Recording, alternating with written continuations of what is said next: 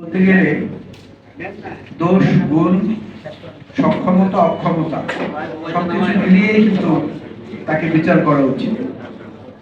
আমার খুব ভালো লেগেছে অনু আক্তারুল আলম সাহেবের ছেলে একটা চমৎকার কথা বলেছেন, আমার খুব ভালো লেগেছে। অনেক কথাই উনি ভালো বলেছেন, একটা কথা খুব পছন্দ হয়েছে আমার, যেটাকে আমিও বিশ্বাস করি, simple living high thinking that should be the main target of a man human being. এটা আক্তারুল আলম সাহেবের জীবনে যতটুকু পড়াশোনার মাধ্যমে জেনেছি অতটুকুই আমার জ্ঞান। ব্যক্তিগতভাবে তার সঙ্গে আমার পরিচয় ছিল না, অন্য কিছুই ছিল না। কিন্তু একজন এখানে 23শে জুনের কথা বলেছেন, সেই 23শে জুনে যে রাজনৈতিক দলটির জন্মদিন, ওই রাজনৈতিক দলটির জুলুম পড়া এবং কি বলে গণবিরোধী কর্মকাণ্ডের কারণে রাজনীতিতে আমার প্রবেশ করা, নাহলে রাজনীতিতে প্রবেশ করার কোনো ইচ্ছা ছিল না। তখন আমরা এমনটাই দেখেছি, গুণী মানুষদের মধ্যে থেকেই লেখা হয়েছে, নাম বলতে পারবো, নাম বলতে অনেক সময় লাগবে, ভাত দিয়ে নইলে মানচিত্র খাবো, ধরা যাবে না, ছোঁয়া যাবে না, বলা যাবে না কথা, রক্ত দিয়ে পেলাম শালার এমন স্বাধীনতা। তারপরে আবার বলেছেন স্বাভাবিক মৃত্যুর গ্যারান্টি চাই। এটা তো বিশাল, যার শাসনকালে বলা হয়েছে তিনি ছিলেন মানুষের হৃদয়ের মণিকোঠায়। মানুষ নফল রোজা রেখেছে, কোরআন তেলাওয়াত করেছে যে পাকিস্তান থেকে উনি যেন সুস্থভাবে দেশে ফিরে আসেন এবং দেশটা স্বাধীন হয়।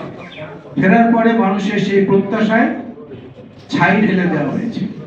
গণবিরোধী অবস্থানে তারা দাঁড়িয়েছিলেন পুরো দেশটাকে নিজেদের করার গ্রাসে নেওয়ার জন্য।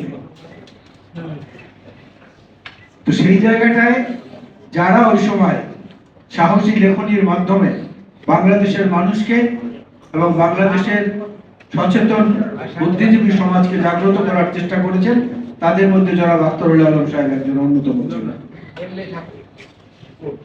বাংলা ভাষাটা আসলে আমার কাছে খুব জটিল মনে হয়। জটিল মনে হয় এই কারণে, ছোট দুইটি উদাহরণ দেই। যদি কেউ বলেন যে উনি ছেলে মেয়ে নিয়ে ঘুরতে গেছেন, চমৎকার একটা মানে আত্মবাক্য বা একটা সারাংশ কিন্তু মাথার মধ্যে আসে যে ভালো, পরিবার নিয়ে ঘুরতে গেছেন। আবার এই শব্দটাই একটু আগে পরে যদি হয় উনি মেয়ে ছেলে নিয়ে ঘুরতে গেছেন, তাহলে কিন্তু বোঝা গেল এই লোক 2 নম্বর। বাংলা ভাষায় আবার কিছু শব্দ আছে যেটা পরনির্ভর শব্দ, পরনির্ভর বর্ণ। যেমন বাংলা আপনি লিখতে গেলে একটা অনুষ্ঠান লাগবে, অনুষ্ঠানটা যদি বাদ দেন তাহলে ওটা বাংলা হবে না, বালা হবে। বালায় হয় হাতের বালা হবে, না এলে বালা মুসিবত হবে। এরকম খণ্ডত্ব আছে, অনুষ্ঠান আছে, বিসর্গ আছে, চন্দ্রবিন্দু আছে, যেগুলো পরনির্ভর বর্ণ, অন্যের উপরে ভর করে তারপরে তারা দাঁড়ায়, তারা একটা শব্দ হয়। আমরা হচ্ছি সেই পরনির্ভর অংশটা। এটা যাদের উপরে ভর করে দাঁড়ায়, আত্মনির্ভর হয় এবং একটা চমৎকার শব্দ বা বাক্য হয়, তার মধ্যে অন্যতম সেই ভর করার ব্যক্তিদের মধ্যে আক্তারুল আলম সাহেব একজন অন্যতম। এতটুকুই বলতে পারি ওনার সম্পর্কে বিশ্লেষণ এবং যতটুকু পড়াশোনা করে জেনেছি আর কি। এক বন্ধু এখানে বলেছেন যে সাংবাদিক মোড়লদের ষড়যন্ত্র। এই ষড়যন্ত্র একটা পৃথিবীর প্রাচীনতম একটা শব্দ। যখন যার যেভাবে খুশি এটাকে ব্যবহার করতে পারেন। আর নিরপেক্ষতার একটা ব্যাপক ব্যাখ্যা আছে। নিরপেক্ষতা বলতে যেটা বোঝায় পৃথিবীতে কোনো মানুষই নিরপেক্ষ না। কারণ নিরপেক্ষ তত্ত্বাবধায়ক সরকার প্রধান যিনি থাকেন, তিনি যখন ভোট কেন্দ্রে যান তিনিও তো একটা মার্কায় ভোট দেন, তাহলে তিনি নিরপেক্ষ হলেন কিভাবে? তাই ইনস্টিটিউশন শুড বি নিউট্রাল। ওই চেয়ারটাকে নিরপেক্ষ হতে হবে চেয়ারে যখন বসবেন তখন। সুতরাং সেই দিক থেকে বিশ্লেষণ করে কিন্তু অনেক কিছু আমরা জানতে পারি। আমরা যেমন ছোটবেলায় কবিতা পড়েছি, সকালে উঠিয়ে আমি মনে মনে বলি, সারাদিন আমি যেন ভালো হয়ে চলি, আদেশ করেন যাহা মোর গুরুজনে, আমি যেন সেই কাজ করি ভালো মনে। এই যে শিক্ষা, সেই কবে পড়েছি, কবে? সীতানাথ বসাকের আদর্শ লিপি পড়েছি, সরেয়াতে কি ছিল আজ পর্যন্ত পড়ে আছে, অসৎ সঙ্গ ত্যাগ করো, আলস্য দোষে রাখো। এগুলো তো জীবন চলার পথে এক একটা বড় স্তম্ভ, পাথেয়। সেখান থেকে যখন মানুষ বিচ্যুত হয় তখনই তার জগৎটা অন্ধকার হয়ে যায় এবং তাকে যারা অনুসরণ করে কিংবা তাকে যারা বাছবিচার করে তারাও তখন বিরক্তি এবং ঘৃণায় তাদের মধ্যে একটা নতুন উপাদান সৃষ্টি করে। আবার ওই কবিতাও পড়েছি, দুষ্টুমি করার মতো কবিতা, রঞ্জন ভাদুরীর লেখা, ইফ যদি ইজ হয়, বাট কিন্তু হোয়াট কি, বাংলা অর্থ এবং ইংরেজি সাথে সাথে উনি বলে কি একটা চমৎকার ছড়া লিখেছিলেন। তো এগুলো আমরা পড়েছি। এখন এখান থেকে পাথেয় হিসেবে কোনটা নেব সেটা হচ্ছে সবচেয়ে বড় ব্যাপার।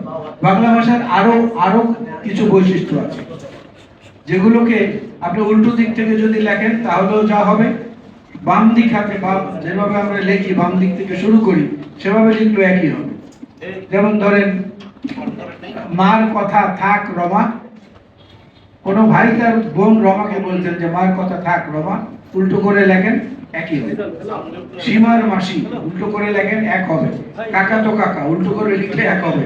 চাচা তো চাচা উল্টো করে লিখলে এক হবে। চাষের চা উল্টো করে লিখলে এক হবে। সুতরাং আমরা যেভাবেই বিশ্লেষণ করি না কেন, সিম্পল লিভিং হাই থিঙ্কিং এটাই হচ্ছে জীবনের সবচেয়ে বড় চলার পাথেয়। এবং সেই পাথেয়কে যাদেরকে অনুসরণ করতে হয় তাদের মধ্যে আখতারুল আলম সাহেব ছিলেন একজন। এই প্রেস ক্লাবে একজন জাকির ভাই নামে একজন ব্যক্তিকে আমি চিনি। উনি খুব বড় মাপের সাংবাদিক না, উনি একটা স্মরণ মঞ্চ করেছিলেন, জাতীয় স্মরণ মঞ্চ। ভাইয়ের খেয়াল থাকার কথা, আপনি অনেকবার এসেছেন সে প্রোগ্রামে। উনি আমাদের বাংলাদেশের জাতীয় বীর যারা, শেরে বাংলা একে ফজলুল হক, হোসেন সাইদ সরওয়ার্দী, মৌলানা আব্দুল হামিদ খান ভাসানী, শেখ মুজিবুর রহমান, জনাব জিয়াউর রহমান সহ জাতীয় বরেণ্য ব্যক্তিবর্গদের নিয়ে মাঝে মাঝে স্মরণ সভা করতেন। সেই অনুষ্ঠানগুলোতে আমরা আসতাম, খুব ভালো লাগতো। তো সেই ব্যাপারে আমার একটা সুনির্দিষ্ট প্রস্তাব থাকবে। আমি আমার পর্যায়ে যেখানে বলার বলবো। আজকে তিনি প্রধান অতিথি আছেন এবং ডক্টর মাহবুবুল্লাহ খান আছেন। ওনারা দুজনই বর্তমান প্রধানমন্ত্রী সহ অন্যান্যদের কাছে অত্যন্ত সম্মানিত, যেভাবে আমরা সম্মান শ্রদ্ধা করি এর চেয়েও বেশি। একটা তথ্য ভান্ডার করা যায় কিনা জাতীয় পর্যায়ে, তথ্য সম্প্রচার মন্ত্রণালয়ের যিনি দায়িত্বশীল মন্ত্রী আছেন দায়িত্বপ্রাপ্ত, তাকে নিয়ে এবং এই সাংবাদিক জগতের এবং অন্যান্য দিকের বিদগ্ধ মানুষরা যারা আছেন তাদেরকে নিয়ে একটা বডি করে আমরা আমাদের এইসব জাতীয় বীর যারা তাদের তথ্য ভান্ডার রেখে যাই ভবিষ্যৎ প্রজন্মের জন্য এবং আমাদের অন্তত জানার জন্য। আমরাও তো সবকিছু জানি না, সবকিছু আমরাও জানি না। সুতরাং আমি বলবো যে আজকের এই স্মরণ সভা যেটা, এর মধ্য থেকে এটা আমার সুনির্দিষ্ট প্রস্তাব। আর এদেরকে নিয়ে যত বেশি আলোচনা আমরা করব আমরা নিজেরাই সম্পৃক্ত হব। এদেরকে আমরা ধন্য করার মতো কোনো কিছু নেই। বিরোধীদের মধ্যে বিদ্বেষ থাকবে, অনেক কিছু থাকবে। আমার মনে আছে নন্দিত নরকের উপন্যাস যখন হুমায়ুন আহমেদ সাহেব প্রথম লিখলেন, আমি তখন বিএম কলেজের ছাত্র। হুমায়ুন আহমেদ সাহেব নিজে সেই বই নিয়ে বরিশাল বিএম কলেজে গিয়েছিলেন, গিয়ে ওই বই বিক্রি করেছেন। ঢাকা বিশ্ববিদ্যালয় থেকে শিক্ষক গিয়েছে, আমরাও যেভাবেই হোক ওনার বইকে সম্মান করার চেষ্টা করেছি। ওই বইয়ের আরশি বাণীটা লিখে দিয়েছিলেন বিশিষ্ট লেখক জনাব হুমায়ুন আজাদ সাহেব। তো একটা পর্যায়ে কয়েক বছর অতিক্রান্ত হওয়ার পরে কোন এক অমর একুশে বই মেলায় আমি ছিলাম, ওখানে হুমায়ুন আজাদ সাহেবও ছিলেন, হুমায়ুন আহমেদও ছিলেন। তো হুমায়ুন আহমেদের স্টলের সামনে প্রচুর ছেলে এবং মেয়েদের ভিড়, হুমায়ুন আজাদ সাহেবের ওইখানে কম। তো হুমায়ুন আজাদ সাহেবকে গিয়ে সাংবাদিকরা জিজ্ঞেস করেছিল যে আপনি যার আশীর্বাণী লিখে দিয়েছিলেন সেই হুমায়ুন আহমেদ অনেক কনিষ্ঠ, আপনার যে বয়স অনেক ছোট, আজকে তো তার রমরম অবস্থা, তা কি বলবেন? হুমায়ুন আজাদ তখন বলেছিলেন, ইতর প্রাণী প্রসব করে বেশি বেশি। অথচ হুমায়ুন আহমেদ পশ্চিমবঙ্গ অত্যন্ত জনপ্রিয় একজন কথা সাহিত্যিক। এই জিনিসটা যদি আমাদেরকে স্পর্শ না করে, অন্যদের থেকে আলো পেতে আমাদেরকে সাহায্য করবে। সেই ব্যাপারটার জন্য আমরা সচেতন হই। অনেক বেশি বলে ফেলেছি কিনা জানি না, যদি ভুল ত্রুটি হয়ে থাকে ক্ষমা করে দিবেন। আল্লাহ হাফেজ। বাংলাদেশ জিন্দাবাদ। যারা আখতারুল আলমরা যুগ যুগ আমাদেরকে অনুপ্রেরণা হিসেবে থাকুক এই প্রত্যাশা। আল্লাহ হাফেজ।